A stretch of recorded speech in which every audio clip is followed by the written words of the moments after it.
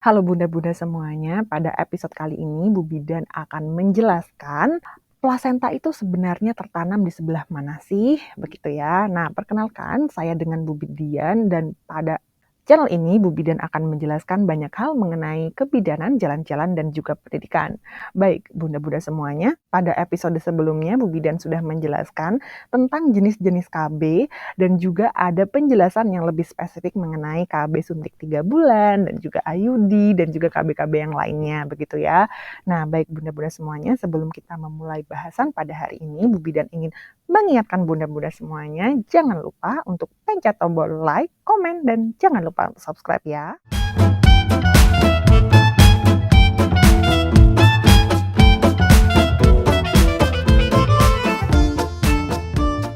Baik, bunda-bunda semuanya, Bu Bidan itu kadang-kadang mendapatkan pertanyaan dari bunda-bunda. Jadi, Bu Bidan kira-kira plasenta atau ari-ari itu di dalam perut itu tertanamnya di bagian mana ya? Begitu. Nah, baik, sekarang Bu Bidan akan menjelaskan dulu pada saat sperma dan ovum itu terbuahi ya bunda-bunda. Ini ada di sebelah sini ya sebenarnya, ada di bagian pinggir, belum di rahim. Nah, pada saat dia itu terbuahi di sini, dia akan menggelundung-gelundung masuklah ke rahim kita. Nah, begitu.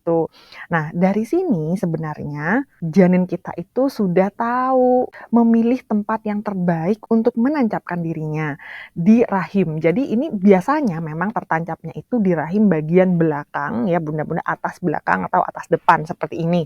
Nah, namun pada keadaan-keadaan tertentu ada yang rahimnya itu ibaratnya bagian rahimnya itu kurang baik di bagian ini, maka janin kita itu akan melayang-layang dulu untuk mencari tempat yang terbaik sebenarnya. Tempat yang terbaik itu yang bagaimana sih Bu Bidan sebenarnya?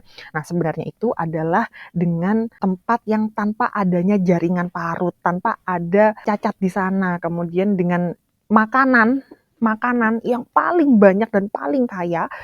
Nah, di sanalah janin kita itu akan memilih. Nah, ini menarik bunda-bunda. Mengapa? Karena ada pada keadaan-keadaan tertentu seperti pada bunda-bunda yang di rahimnya itu ada tumornya misalnya ya di bagian atas sini. Nah, itu nanti janinnya itu tidak akan memilih tempat itu. Dia itu pintar sekali untuk memilih tempat lainnya begitu. Nah, juga ada pada keadaan-keadaan di mana bundanya itu mengalami kuretase. Jadi dikuret ya bunda-bunda itu sekali atau misalnya lebih dari itu sehingga ada jaringan parut ya di dalam rahimnya itu, maka janin ini tidak akan memilih tempat itu, dia akan memilih tempat lain yang jauh lebih sehat dan jauh lebih kaya makanan begitu. Nah, sekarang ada keadaan-keadaan tertentu di mana janin kita itu akhirnya memilih ya bunda-bunda, memilih untuk menancapkan dirinya itu di bawah, sehingga terjadilah di bawah itu di mana sih?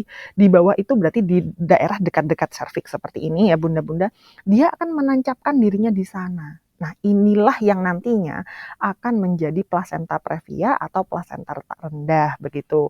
Nah, kemudian pada keadaan-keadaan tertentu juga dia kadang akan menutupi jalan lahir sehingga tidak bisa menjadi persalinan normal begitu.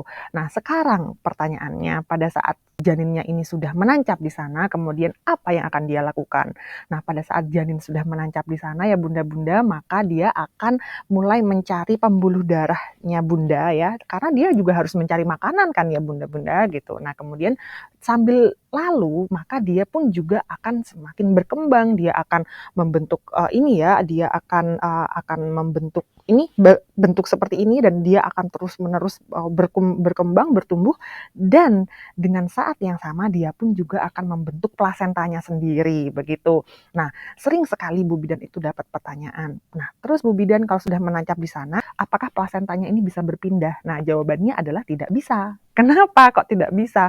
Karena sebenarnya sekali janin ini sudah menancap di sana, ya sudah bunda, dia akan menancap di sana. Dia akan ibaratnya kalau misalnya ini tanaman, dia akan berakar di sana. Begitu itu kalau tanaman ya, tapi ini bayi, jadi berbeda. Nah, kemudian setelah itu dia akan mulai membentuk plasentanya di sana dan plasentanya juga akan semakin besar, semakin besar, semakin besar dan akhirnya akan menjadi seperti ini. Sehingga jawabannya plasenta itu sebenarnya tidak bisa berubah. Nah, namun pada keadaan-keadaan tertentu seperti keadaan plasenta letak rendah ya, pada saat plasentanya itu menutupi jalan lahir seperti ini ya bunda-bunda, sebagian menutup ya, bukan yang menutup total. Jadi yang sebagian menutup seperti ini. Nah, dia itu pada saat nantinya, pada saat sudah akan melahirkan itu ada pembukaan misalnya ya. Nah, ternyata dengan adanya pembukaan ini, ternyata yang awalnya itu menutupi jalan lahir sebagian, ini dengan adanya pembukaan, maka dia ternyata tidak terlalu menutupi jalan lahir sehingga dia itu bisa dilahirkan dengan normal, begitu.